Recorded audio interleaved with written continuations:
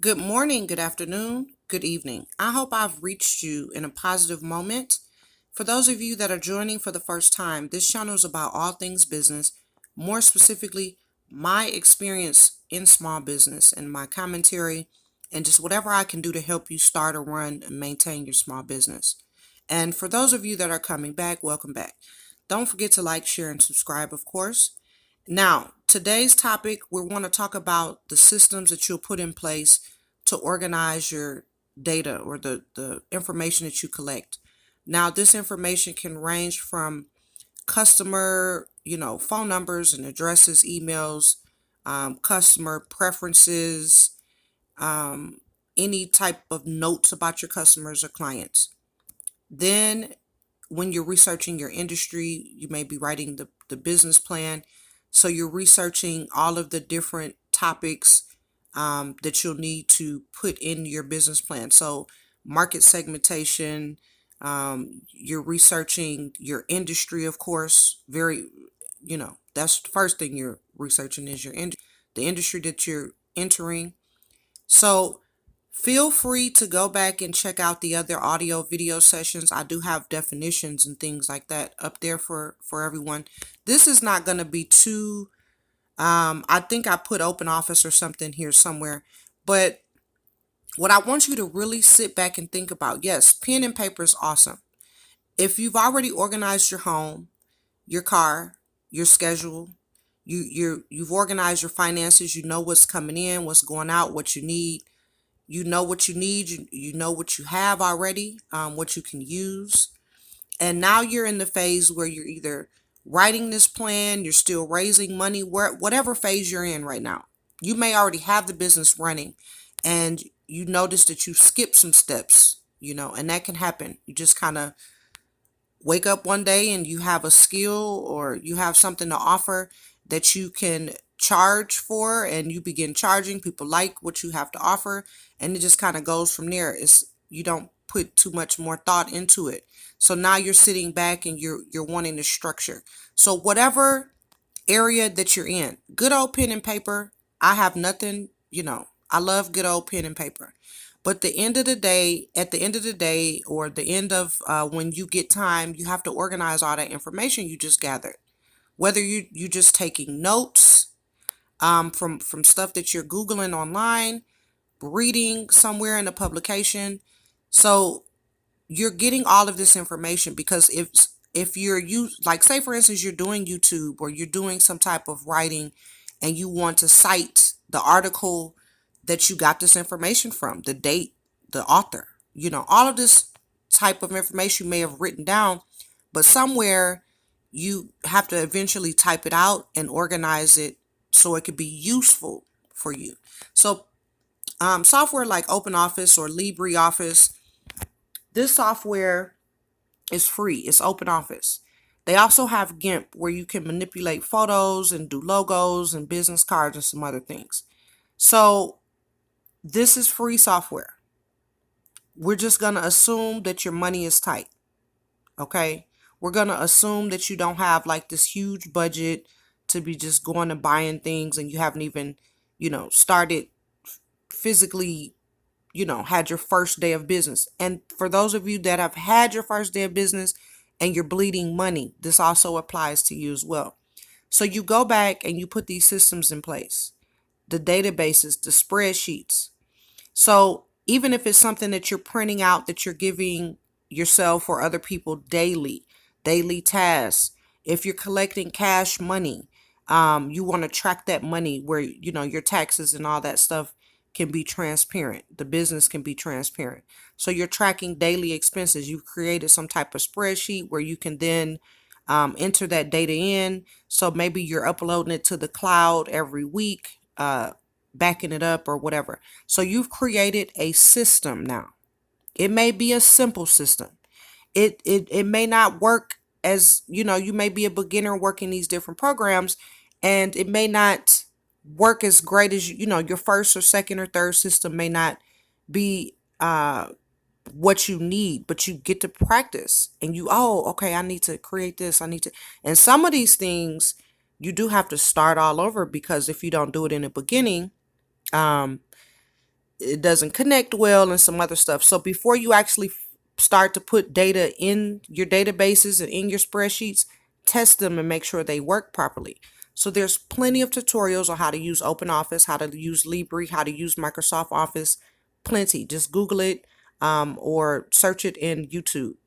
I think I'm going to steer clear of doing an entire tutorial on how to use these programs, even though I think that it would be helpful, but it's just so much out there already. Some really good people out there already. Now, I will search and find my favorites, and I'll put that in the description box. So for beginner, intermediate, and advanced, for those of you that want to create these systems, okay? So even if you are just doing research, all of this, or you're just writing, you're doing writings for your blog, you can put those in a database or put those, put it in a PDF and store it, and then go back and edit, add to it. And then if anything ever breaks or happens with your blog, you can go, you have all of your information backed up for yourself. You don't have to let the company or the app or whatever you're using, you don't have to rely on them to have a backup for you. All of your pictures and all of your information is there for you. So as you grow, you can buy different data storage packages and go from there. But we're talking about right now, there's so much free storage. You'll be able to store everything, the stuff that you have now. Now, when you start, you got 3,000, 5,000 clients. Now you need to start, looking at, I would say probably at 100 clients, you need to start looking at more secure and more robust systems to store especially your customers' sensitive information, if you have sensitive information on your customers. Now, far as your research data and all of that, any type of new invention, patent, diagrams, any, the drawings, the things that you do in different programs, those type of things, I would definitely figure out a way to get the best, most secure storage, especially if you're going into something totally new and you don't want any of your, you want to come to the market with it first. I would kind of keep these type of things under lock and key. And if you have it written down somewhere, I would probably keep it written down until it's time to go, until you get the green light on, your process of what you're supposed to be doing, patenting and, submitting whatever you need to submit to the government and until you can get that part of it secured, I would keep that type of stuff under lock and key. But we're talking about just general industry research, general market research, and maybe descriptions of your products and services and some of the things that you're going to be saying on these websites. You can maybe just take time to describe yourself, describe the company, describe your team, describe what you plan to be doing in this business space, how you're going to be helping the customer. Answer all these questions in writing. If you're not a good writer, it's time to sit down with that pen and paper and get it together. Okay? It takes a little time. Some days it flows, some days it doesn't. If it's not flowing that day, maybe you need to read some articles, get some inspiration, get some other information, current events, what's going on, some of your favorite companies, what they're doing great, and go from there. And then maybe that'll give you some inspiration. You can come back. Now, the uniqueness of your words. This is why copy and paste from other people's stuff is not cool, right? It's cool to get inspiration from them, but you cannot. Okay, so in industry speak, some things will be the same. Like industry speak, some things will just, everybody is describing it the same. But when it comes to talking about your company and the uniqueness and individuality of each aspect of your company and why you put it together, feel free to put the personal touch in. And yes, you can go out and look at other people's plans, look at other people's blogs and how they describe and talk about their company, their products, their services, and get the idea, but then come back and put the uniqueness from your own words, from your own mind. And yes, this takes time. So physically writing it and then typing it out and then retyping it and maybe uploading it and looking at it again a week later. I catch stuff all the time on my blogs where I did, at the moment I was trying to say something and I read it and reread it. But then when I go back, I catch something again. So get some people under your belt where you can get them to proofread as well. Make sure that their reading and comprehension skills are on point before you get them. But in the same token, if their reading and comprehension skills are worse than yours, you might as well do it yourself. Okay. So yes, going forward, build those systems, get organized in the digital space. I know people, oh, I'm thinking up names, I'm doing this, I'm doing that.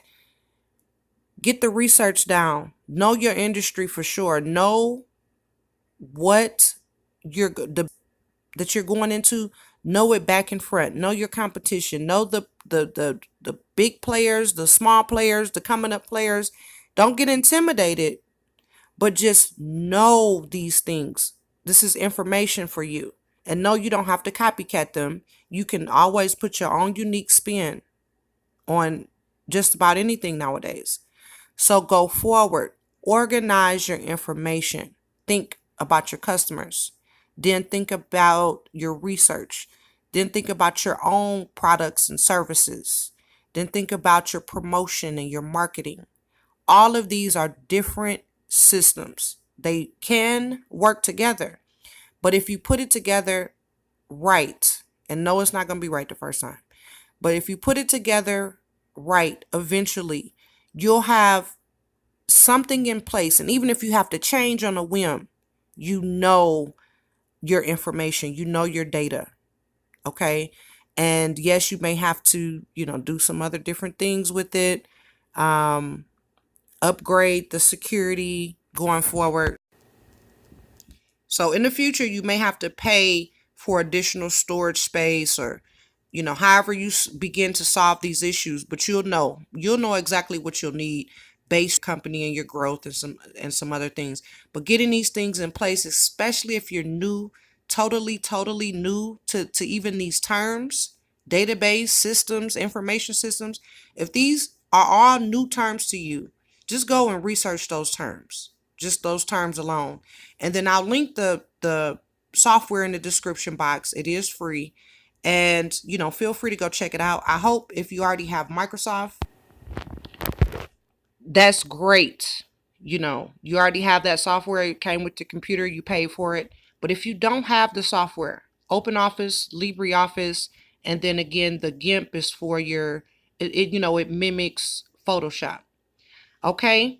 So I just really hope this is helpful for you. I really do. I hope it helps someone. And of course, until next time, I hope everything you touch turns to gold.